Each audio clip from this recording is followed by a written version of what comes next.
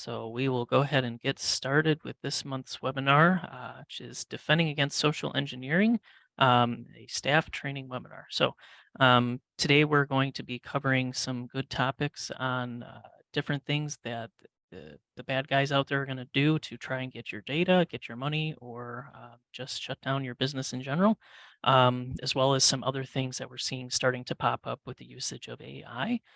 So before we jump into all that, just a little bit of housekeeping here. So do a quick introduction. So my name is Tim Tausch. I am a project manager here at Sundog. I am also joined by Mallory Albright. She is our marketing manager. She is going to be managing our Q&A section for us. So if you do have any questions, feel free to use the Q&A. It's a little chat bar you should see on your window there. So if at any point during the webinar today you have a question or you want something clarified, just go ahead and put a question in there. Mallory will receive those as they come in, and Mallory, you can go ahead and interrupt me as they come in, unless we get really flooded with them, then we can wait till to the end of the recording here. We are recording this as well today, so we will be providing that to you if you need a recording to share with other team members at your organization. When you are filling out your name, if you could just use your first name and the initial of your last name, just so we have an accurate record of who attended. That just helps our records as well.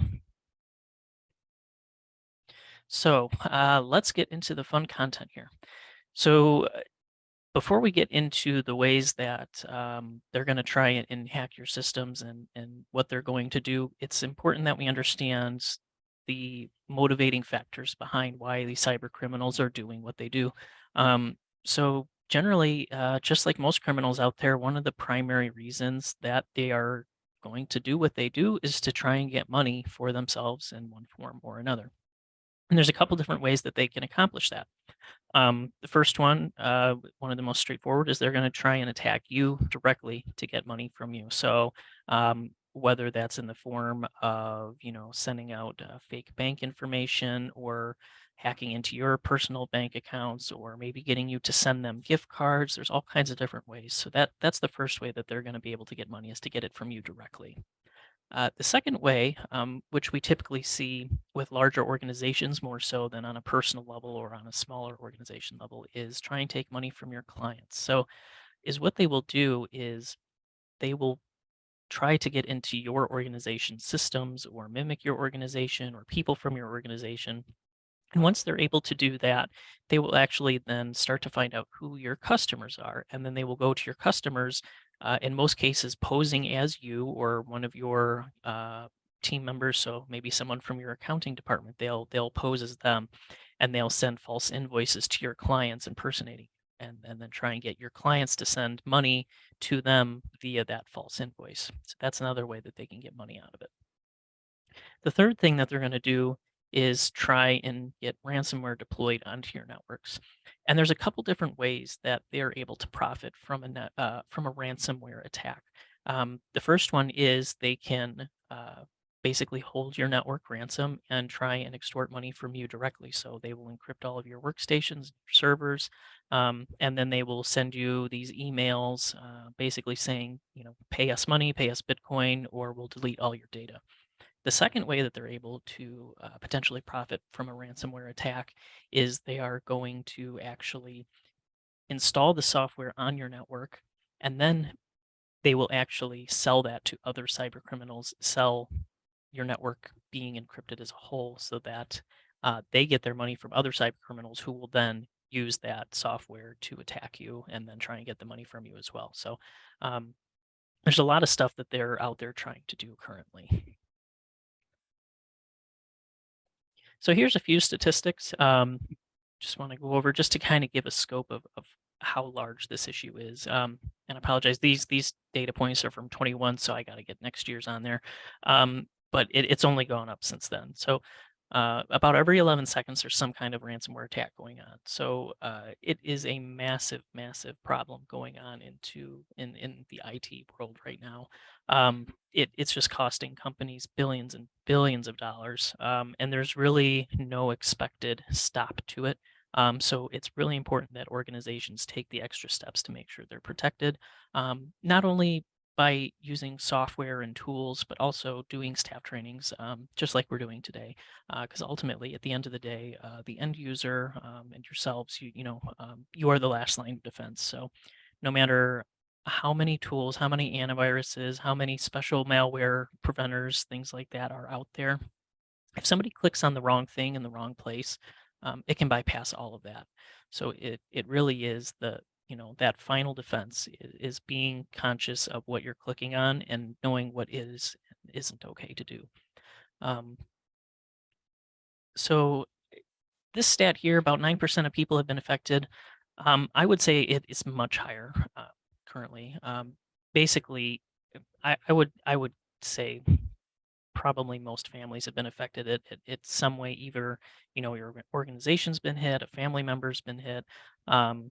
It has affected just about everyone in some form or another at this point. We've seen attacks for national, big companies. There have been attacks on pipelines. That affects everyone, even if you don't work for that company directly. That affected oil production, so that affects gas prices, everything else. So it's all tied back to really, um, there's no getting away from it. Everyone's affected by this at some point. So a lot of these you're not going to hear about, and so we may be wondering, why is this? So there's a couple reasons for it. So a lot of times companies are not going to want to admit it, because it's just embarrassing for a large organization to come out and say, we've been hacked, your data may have been stolen, your money may have been stolen.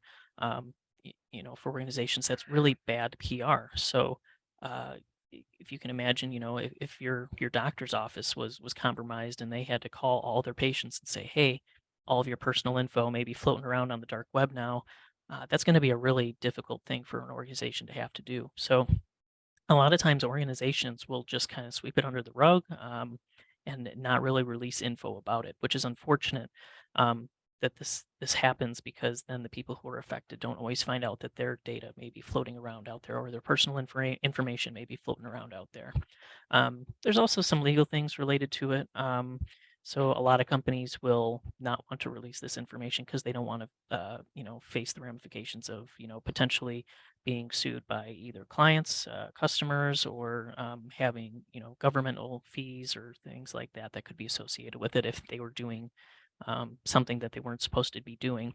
A lot of organizations that deal with personally identifiable information, like doctors' offices, things like that, they have a set of standards that they are required by law to follow, to help prevent things like this from happening. So you can imagine, if a medical facility has a breach, um, if it were the case that they were not following these guidelines set by the government that they legally have to follow, when they release that info, that's going to become public knowledge, and then they will be facing most likely some fees and fines like that. So that's why a lot of times, you don't hear about these attacks happening. Usually the only ones we see on the news are the massive, massive ones that hit the very large companies that really don't have the option to hide it. But it is much more prevalent than a lot of people really get the full feel for, because only a small fraction are actually publicly reported. So we've got a couple examples here that are, some of them are local, and then there's a couple other here that are more national ones. So a couple years ago, the Rockford Public School District got hit. They were down for several weeks. This was a massive ransomware attack, and it took down everything. So again, this is a local one. It happens all the time. It's not just these big national organizations, things like that. It's local government entities, local businesses as well. Crystal Lake Public Schools, they also got hit around the same time. Same thing, another ransomware attack got in there, encrypted all their servers, shut down the network for a while. City of Belvedere, same thing. There was a really big string of these back to back to back a couple of years ago that were hitting a lot of local organizations. Same thing, City of DeKalb government, or DeKalb County government, sorry. They another ransomware attack took them offline for a while. Sycamore Public School District was hit back in 2019. Again, more ransomware. So I really wanted to show several of those local ones just to give the feel that, that this is local. This is everywhere. This is happening for everyone. There's really no one is immune to this kind of stuff. So then the other ones are the ones that you've seen in the news probably. So these are the bigger ones on the national stage. So we had one for the Colonial Pipeline back in 21. So I'm sure everyone heard of that one. That was the one that shut down the pipeline for a while. Gas prices shot up for a while. That one actually came in on a vendor with a weak password.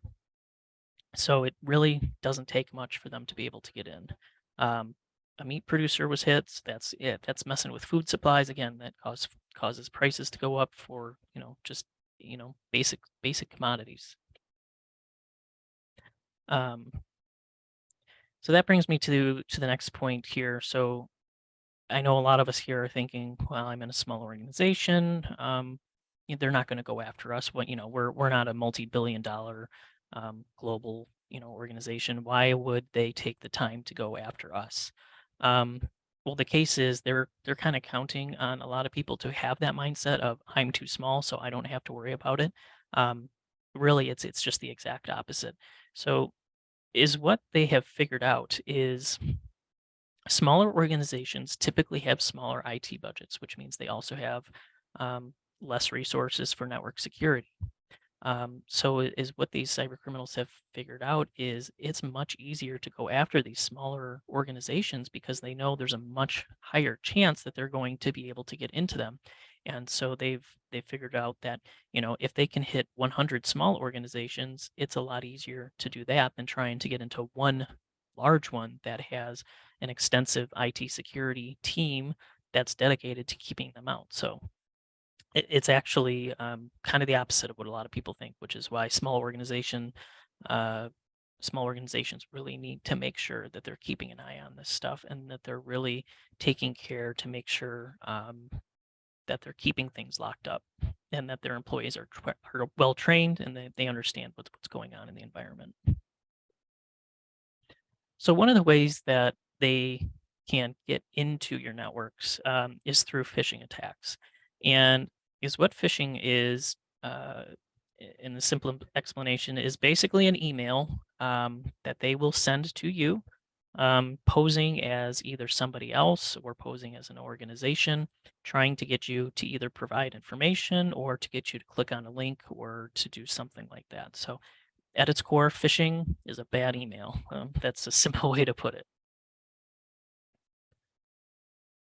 So there's a couple different ways that they can use these email phishing attacks to get what they want. The first one is going to be a fake link to a portal or malicious software. So basically, if you imagine you get an email and it's claiming to be from Facebook, and they say your password has been compromised. Click this link to reset your password. I'm sure we've all seen one like that. When you click that link, it's going to take you to a website that looks just like Facebook. All the pictures are there. Everything is laid out exactly the same. The website name may be similar, but there's always a few things that you'll be able to look at that we'll go over in just a minute here to help differentiate that. So these fake portals, they'll take you there. They'll say, okay, reset your password. So it'll say enter your old password and then enter your new password. So as soon as you enter your old password into that website, um, it's going to save it, and then that's it. They have your password.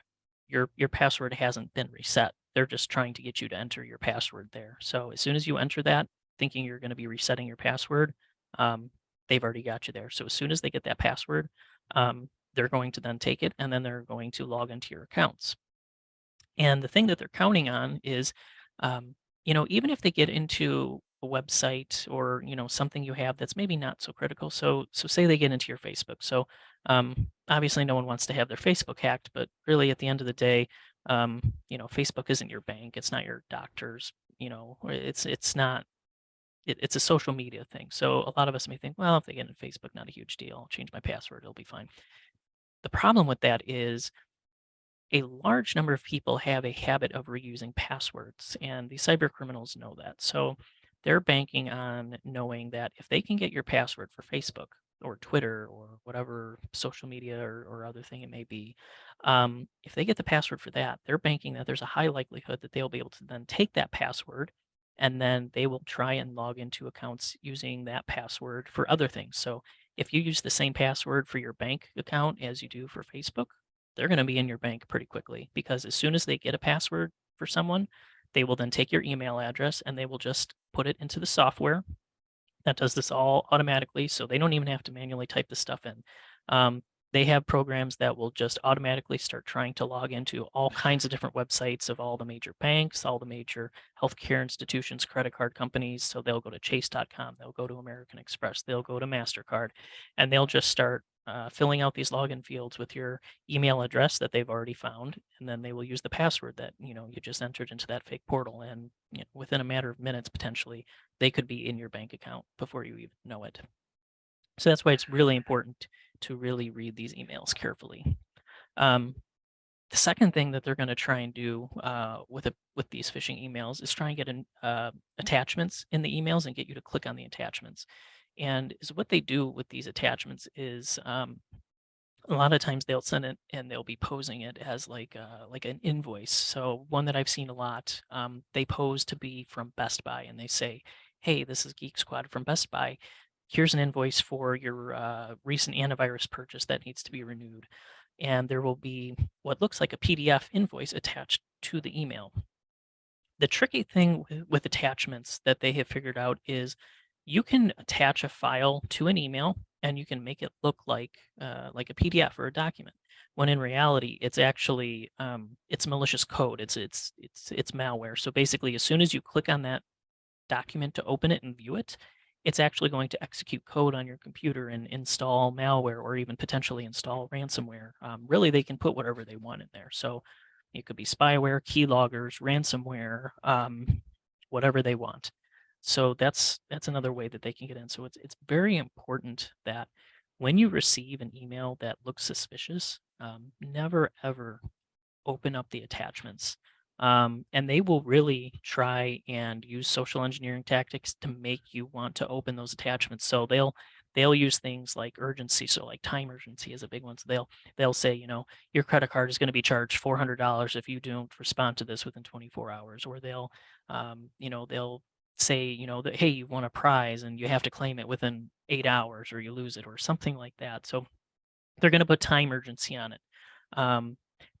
Other things they may do is they may either try to scare you or tempt you into it with something good. So like they may try to scare you and say, there's a lawsuit being filed against you. Please review this document. You'll have to appear in court and do this and that. So they'll try and scare you. They may try to appeal to you in a, more friendly way to, maybe it's like, you won this random lottery or you won this publishers clearinghouse thing, fill out this form within 12 hours and you'll win $1 million. So there's a couple ways that they will use those social engineering tactics to get you to open these emails and to open these attachments. So again, just be careful, read between the lines. And again, I've got a few slides here coming up that will outline some of the things you can look for in these emails that will really help identify a phishing email.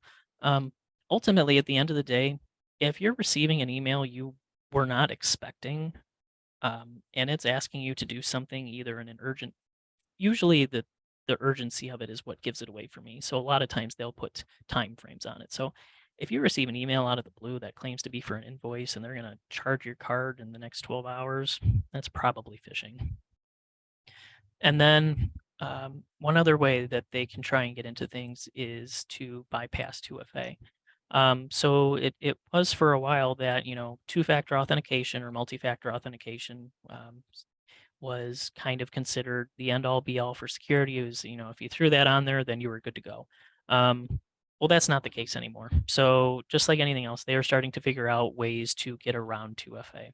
So one of the ways that they will do that is they will use man-in-the-middle attacks or fatigue attacks, as they're known.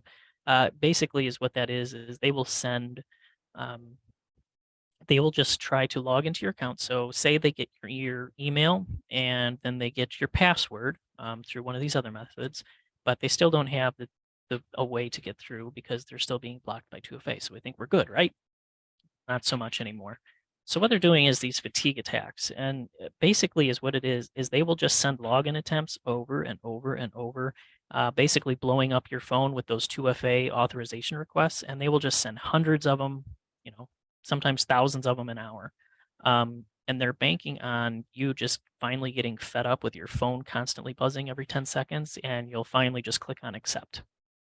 And that's when they're in. So as soon as you click on, accept, just trying to hope that it'll make your phone be quiet, at that point they're in because you've allowed them through your 2FA authentication, and then they're now into your computer, into your account, your bank account, whatever that account was for. So that's something to be aware of is those 2FA fatigue attacks. So if all of a sudden out of nowhere your phone just starts getting, dozens of notifications saying, to authorize a 2FA login, it's probably not a bug in the phone or anything like that. Somebody is probably trying to execute a fatigue attack on you. So is what I would recommend. If you have that happening, just contact your IT department, or someone who can help you with that is familiar with this kind of cybersecurity stuff, and just let them know. But just keep in mind, if you did not initiate a 2FA authorization, like if it's not you actively trying to log into your bank account, don't authorize it.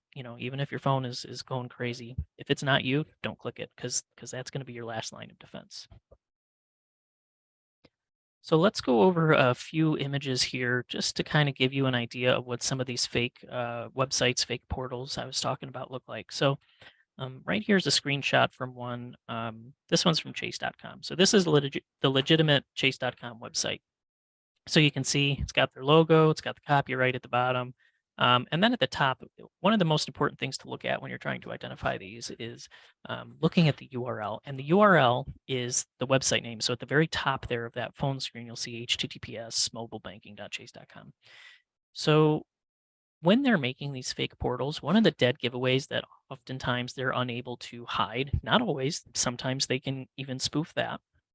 But a lot of times that URL, that website name at the top is not going to be exactly the real thing. So it may be something like mobile banking, and they may add an extra A, or maybe they'll add an extra period between mobile and banking, or, they'll replace the O with a 0. So the way domain names typically work is when a company owns a domain name, they're the only ones who can use that domain name. So is what these cyber criminals will do is they will try and mimic it as close as possible. But since they don't own the real domain name for that company, they can't use the exact domain name.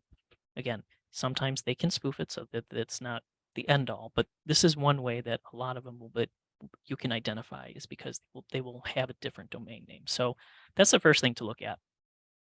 One other thing you can look at too is to make sure that the website actually has encryption. And the way you can tell that is usually there's going to be a little padlock icon. So whether you're using iPhone, Android, if you're on a Windows computer, using Google Chrome, Edge, all browsers should have that little padlock icon in the top left corner if a website is a legitimate encrypted website. And any website that is legitimate, that is dealing with any kind of personal information, should always be encrypted. If a website is not encrypted, you're going to see, depending on your web browser, either a little yellow or a little red exclamation point, or some kind of little warning icon that looks scary up in the top left corner. Instead of the padlock, it'll be something usually red or yellow, and that'll say that it's unencrypted. Nowadays, I would avoid any website at all that isn't encrypted, because even basic websites that are just for informational purposes are going to be encrypted. That's just one extra layer of security that the providers of that website add on there to ensure that it is them that you're connecting to. So if you're ever seeing a website that doesn't have that padlock, definitely something to avoid and question. There's a few exceptions. Sometimes if it's like a company's internal server, a lot of times those won't have encryption on them because it's like an internal server. Like if your organization has like a remote desktop site or something like that that you only use inside the office, a lot of times they don't encrypt that because it's not a service that's going out onto the internet. So that may be one of the only times that would be okay to see. But otherwise, if you're going to your bank's website and you see that little padlock missing, definitely question that. So here is an image of what one of the spoofed ones looks like, that was found for chase.com. So again, you can see it looks very similar. So I'm just going to go back and forth between these two slides. So again, here's the original and here's the spoofed one. Now there's a couple minor differences. In this image, it was blurred out at the top, but the domain name at the top was just was some random gibberishy one. So that was the first giveaway. Second giveaway is there's no copyright at the bottom. Other than that, this one's a pretty good copy. So we can see here, the copyright is here on this one. Copyright's missing on this one. The other thing, the padlock is missing, which means that this was not a encrypted or secured website. So it's minor details, but you've really got to be on the lookout for these things like that. So social engineering essentially is a way of manipulating someone to do something that you want them to do that they weren't intending to do, basically. So for example, if you want a password from somebody, you can use social engineering to either send them communications via email, maybe a phone call, pretty much any kind of communication. A lot of times we'll see this over social media, with like those questionnaires, and I've got a slide we'll cover that, so we'll get into that. But basically, they're going to send you some form of communication. A lot of times it's over email, targeting you as an individual, trying to evoke some kind of emotional response to get you to click on things that you wouldn't normally rationally do. Again, by either adding time sensitivity to it, making it scary by saying there's legal action or something like that, or trying to make it something good like a fake lottery or fake prize or sweepstakes you won or something like that. So they're banking on an emotional response from someone to get them to act, maybe not as cautiously as they normally would, because they're using one tactic or another to get that emotional response out of you. So here's a phishing email here that is trying to get you to go to a fake online portal. So this one's posing from Amazon. And there's a couple things in here that we can look at to identify this as a phishing email. So let's, if you read through it here, so we're contacting you to remind you that you were identified for unusual activity. And then they go on to say, to prevent that from happening, we open an investigation, and according to that, you have to confirm you're you. So sounds pretty legitimate. There's a touch of urgency in there because they're saying there's, unusual activity on your Amazon account. So you go, oh no, my Amazon account, they're going to buy a bunch of stuff. So that gets some emotion, so maybe a little bit of fear, anger, how dare someone try to log into my account and steal my stuff. So they're counting on you to get emotion. So as soon as they accomplish that, that's step one. So once they get your emotions going, then they go, okay, well, we put this link in here, so this person's going to see this. They're going to freak out and panic. Oh no, someone's going to log into my account and charge my credit card a bunch of money. So without thinking, you click on that link to lock down your account and mark it as fraudulent. Well, that link there is not going to Amazon.com. It is going to a malicious website, just like that Chase one we just looked at. And they're banking on you putting your password in that website to log in and lock down your account. And then just as we mentioned before, so as soon as they get you to enter that password into the fake website, they take it and then they log into the real Amazon.com. And then the whole process starts. So looking at this email, there's a couple things here that we can look at that are going to give it away. So as I mentioned, domain names are a big one. So if you look at the very top here where it says who it's from Amazon, accounts at Amazon.com. So you'll see, obviously, they don't own the Amazon domain name, so they tried to make it look similar, but they couldn't use the first A. So, Amazon, that's not Amazon.com. Looks like it at first glance, but it's not. So that's the first giveaway. Amazon is not going to be sending notifications from that domain name. They would be using their own domain name, which is Amazon.com. So that's the first giveaway. The second thing here is they're putting a link in there. Now, any legitimate company knows, like all these big companies, they know that the attackers are going to do things like this. So they don't send links unsolicited like this. So you may get an email from Amazon saying, there's activity on your account. They won't include a link. Is all they'll do is they'll send you a email and say, hey, there's activity. Go to your account, log into your account on your own and take a look at it. They won't include a link because they know that the attackers are banking on you just clicking on these links. So a legitimate company shouldn't be sending you a link in an email like this unless you specifically requested it. Now, if you go to Amazon.com, you try to reset your password and you intentionally are requesting that email reset link, if you initiate it, obviously, then that one's going to be a legitimate one. But if it's unsolicited, if it's unexpected out of the blue, that's a red flag right there. So that's another thing that if you're getting links out of the blue, don't click on them. The second thing we can look at in this email here as well is um, whenever you hover over a link on your computer, if you hover over it, but don't click on it, just hover over it, it should have a little pop-up next to it that shows the full path to that website. And what I mean by that is a lot of times a website URL, uh, which is the full internet path to that website, is a really long kind of gibberishy string of numbers and letters, and it's really clunky to paste into an email. So what you can do is you can actually just put a shorter thing in the email and then turn that into a link. And then, the shorter one will be redirected to the full one. And what you can do is you can actually see that. So when you hover over it, that little pop-up will show the full path.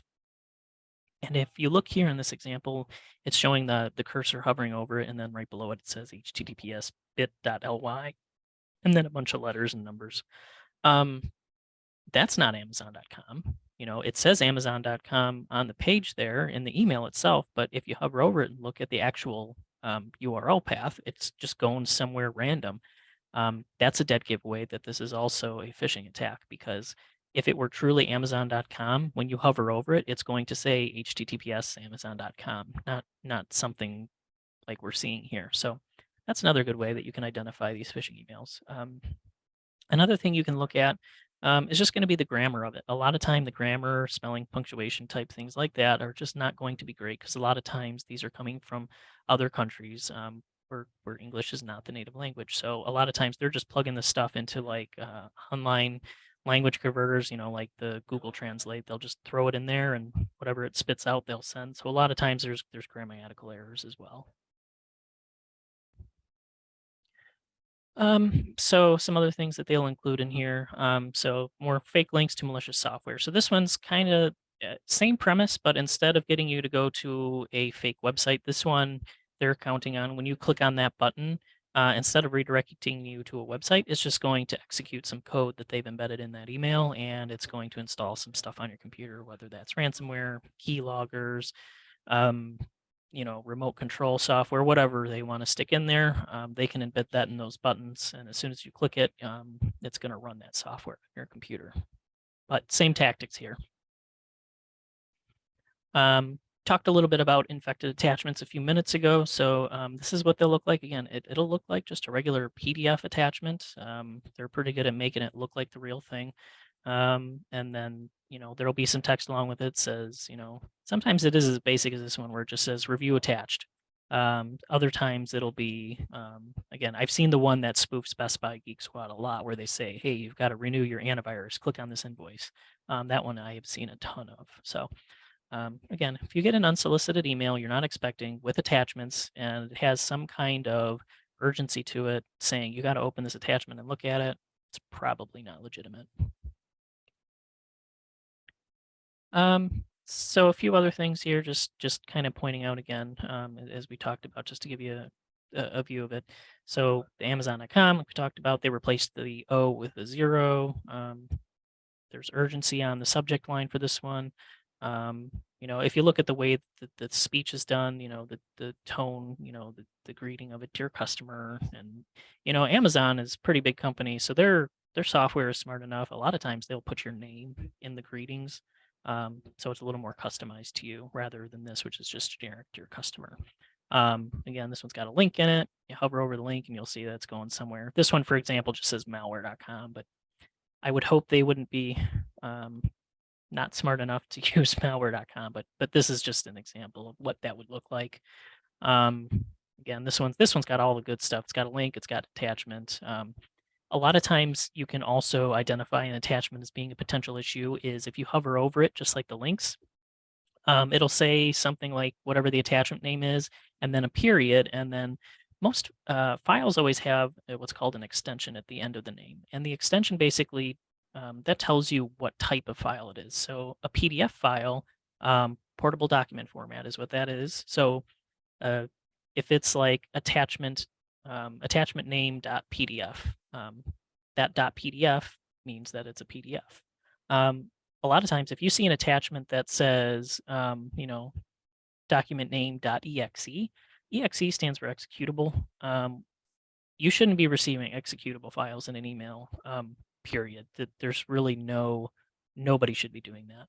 A lot of email providers actually won't even allow you to send an exe file as an attachment anymore, because exe files, those are the files that you use to install software on your computer. So like if you're installing QuickBooks or you're install Microsoft Office on your computer, that file that you download and from the website, or if you still put the CD in your computer to install QuickBooks and you double click on it when it pops up, that's an exe file. So exe files generally are used to either run code or install programs. So if you're getting an exe file as an email attachment, definitely phishing. Do not click on it.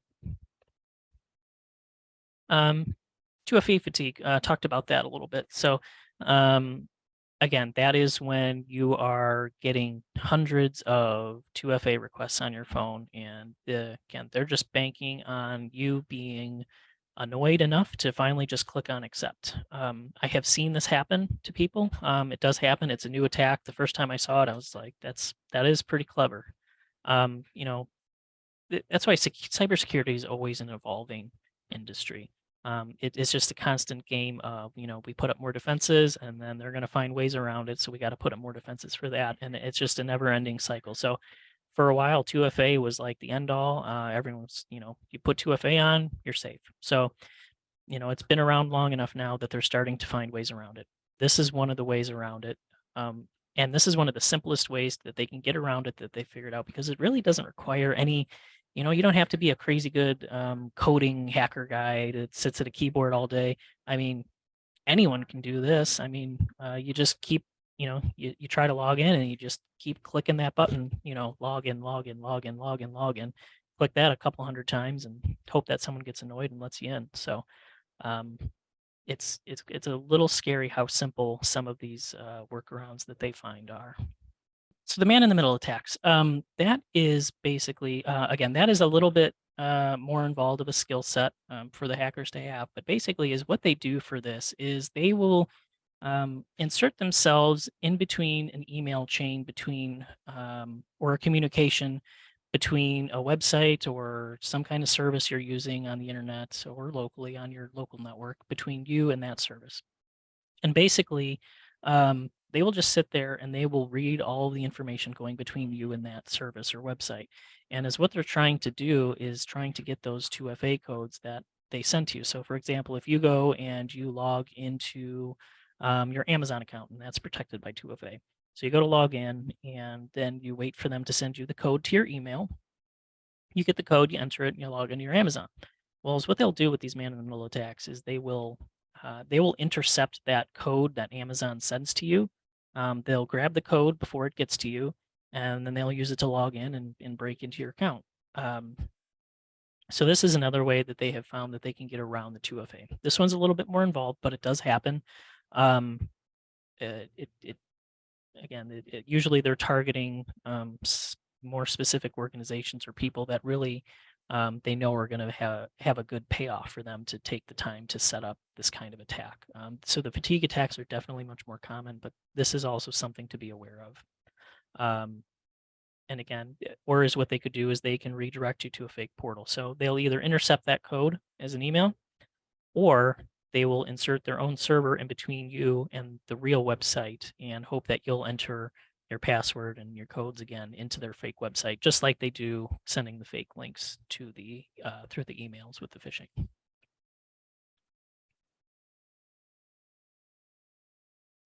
So a couple new things here that have come out recently are security concerns revolving around AI, Chat GPT specifically, and some other ones that are out there. Is what we've seen is these AIs have made it exceedingly easy for anybody to write malware or phishing email scams, write malicious code. So basically, with very little skill, you can go on to Chat GPT and you can have it write you, a malware program that will, copy everyone's keystrokes or copy their passwords, and it'll work. And so that's really opened up this whole cyber criminal uh, accessibility to people who typically wouldn't have coding experience to do this kind of stuff, to all of a sudden now with very minimal experience, you can use an AI code generator, you can write some ransomware or you can write some malware, and you can start pushing it out with phishing emails or whatever method you want to get that to potential victims.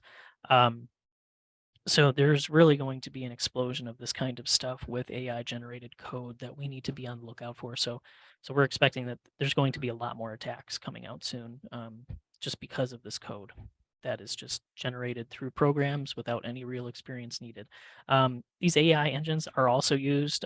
They've been used for several years now to crack passwords, but as they get more powerful, they just get better and better at cracking passwords. So, for example, if someone's trying to figure out your password for your bank account, they can use these AI engines to just what they call brute force attack, where it just tries millions and millions of combinations of letters and numbers and words trying to figure out your password. And it's basically just the equivalent of someone sitting there trying to guess your password, except they can do it millions of times, a minute. Um, so that's also something that's starting to happen. Voice AI, that is a very scary one. I have seen some examples of this to where they can pull clips of audio of your voice. So, for example, if someone puts videos on Facebook or if they're on TikTok or YouTube, anything where their voice is online, I mean, even me talking right now on this webinar, um, they can pull clips of your voice, and using AI generators, they will rearrange that audio in your tone of voice and, with all the ways that you talk, your inflections and your accents and everything else. They can pull that from pretty much any recording, and they can rearrange it and actually have it say what they want, mimicking your voice. And some of them are pretty scary dead on. So, is what they can do with that then is, for example, it's one thing for you to try and break into your bank account, if you're sending emails back and forth.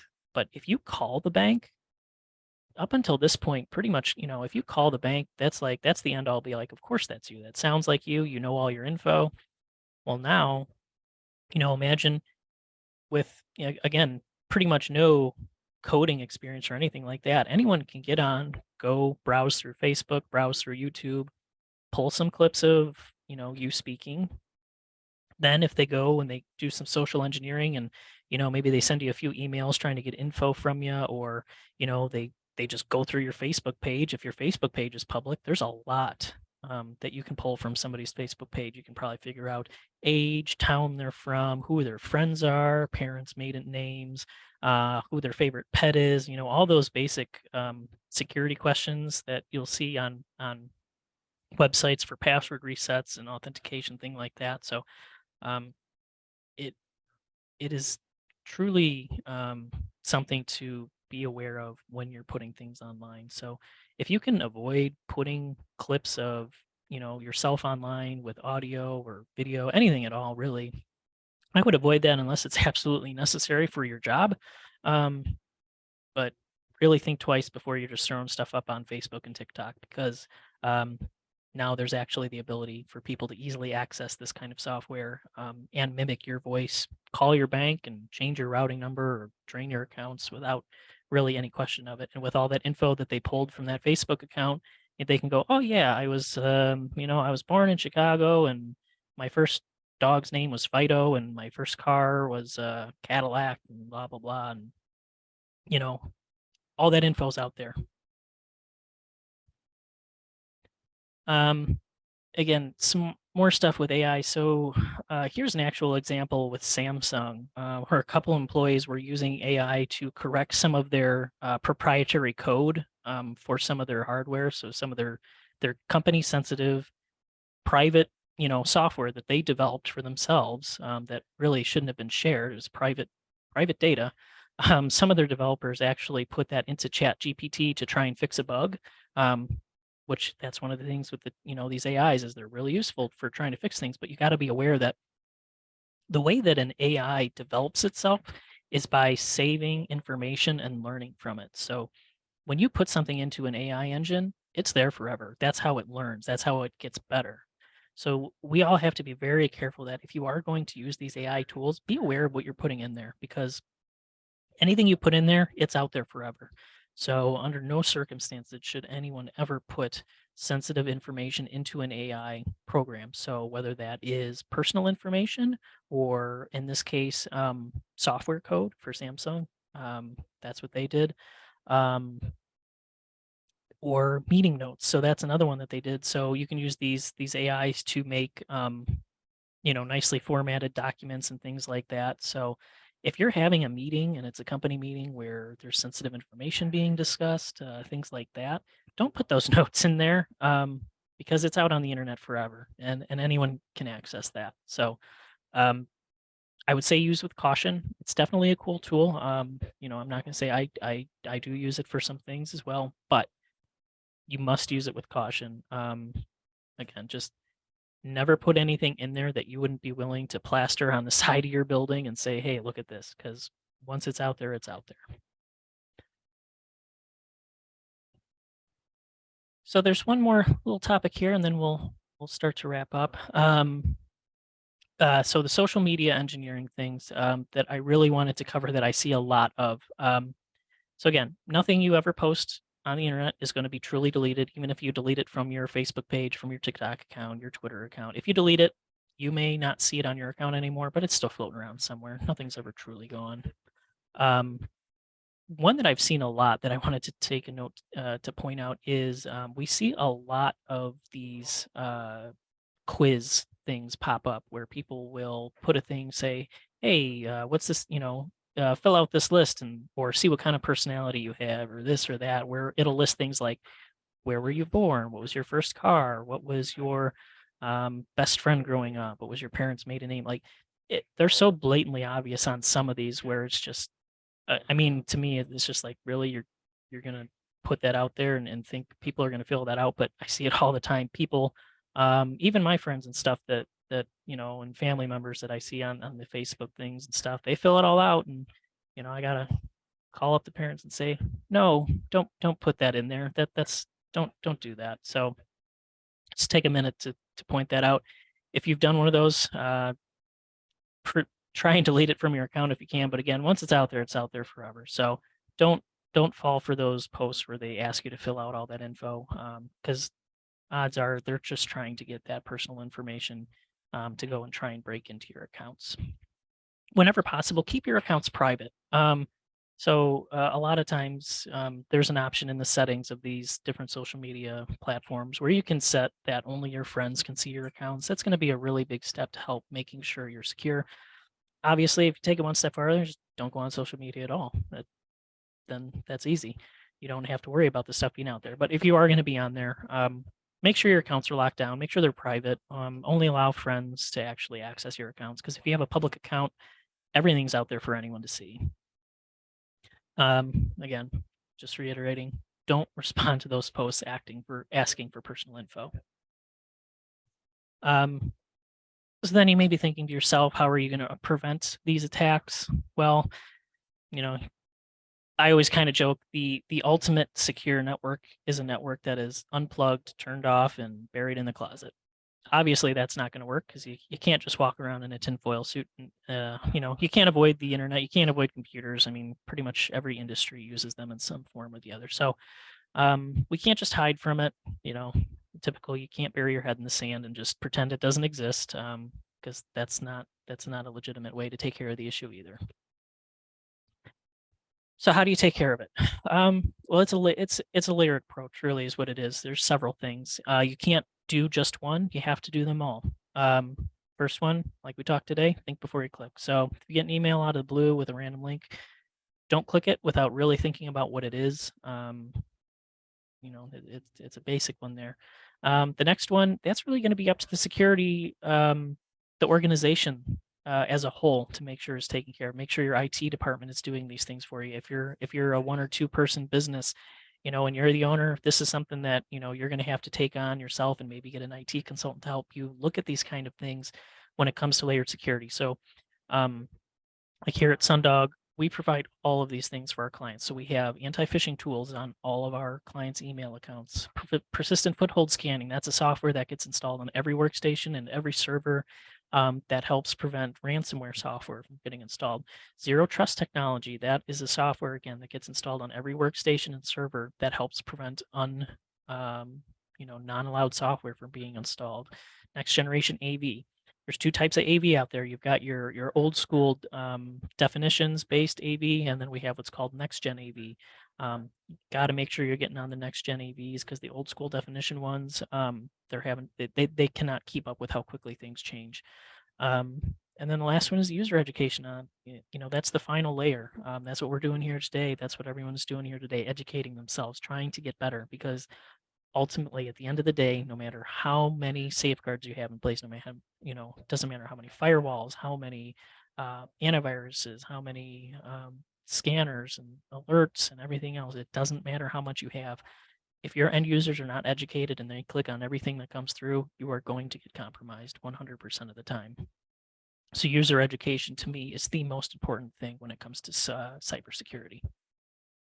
Password managers are a big help. There's lots of them out there as long as you use a legitimate one. LastPass, RoboForm, OnePass. There's several other big name ones. Those are very helpful to make sure that you use passwords that are complex, don't repeat passwords, and it helps keep them locked up in a safe place. Password managers are great for ensuring that you don't reuse the same password for everything. So, spot the dog #1 shouldn't be your password for your bank and your hospital and your work and your servers and everything else. Everything should have a unique password that is fully complex. Tip I always give for creating passwords is to use a sentence with full punctuation.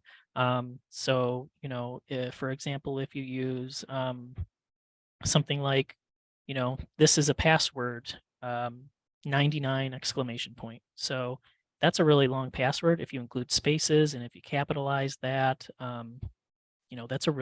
that's a complex password. It's got spaces, numbers, special characters. It's super easy to remember. I mean, who can't remember a sentence? If you make it just kind of a silly sentence, it's even easier to remember, because every time you go to think of it, oh yeah, that's funny. So sentences are really great ways to make a secure password. But again, it's got to be a different one for every single different website, which I know gets annoying, which is why password managers can be a big help for that.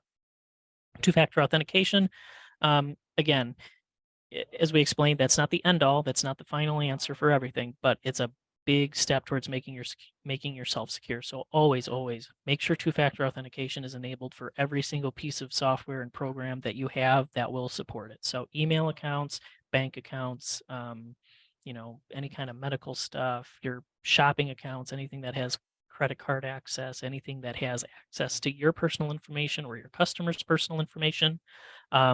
We can even, we have solutions available through Microsoft where MFA can be applied to your computer itself. So every time you log into your computer in the morning, you have to get an authentication code on your phone before you can even log into your computer. So it's still a very critical tool to have. And then checks and balances. Again, it's a layered approach. So you can't just throw software out there and think you're going to be good and not have to worry about it ever again. You got to have multiple approaches. So your software's out there doing its job, but you also have to have the human element coming in and checking and auditing and making sure the software is doing what it is supposed to do. So that about wraps up what we had for today. We're coming in right in at 12 o'clock here. So did we have any questions come through, Mallory?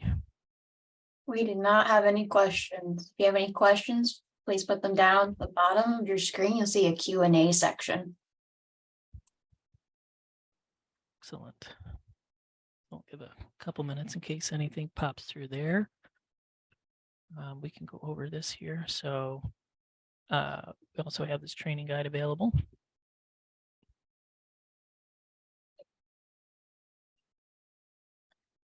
And then also all of our tech tips we release on a frequent schedule. Mallory helps make sure all of these are taken care of. So a lot of these are her handiwork. So please hop onto your favorite platform and check out some of our content. We're putting stuff out there all the time with a bunch of little quick tech tip videos. Usually those are little 2-minute videos. We've got some other longer stuff, things like this webinar on our YouTube channel as well. We've got lots of other more detailed training things for specific things. If you're a Sundog client and you have our phone systems, or if you have other systems, Microsoft, we've got a lot of Microsoft Office how-to videos, things like that. So a lot of good stuff on that YouTube channel. And again, that's all Mallory's handiwork. So it's good stuff. Well, if there's no questions, Mallory, I think we can go ahead and wrap this up. Alrighty, sounds good. All right. Thanks for coming out, everyone.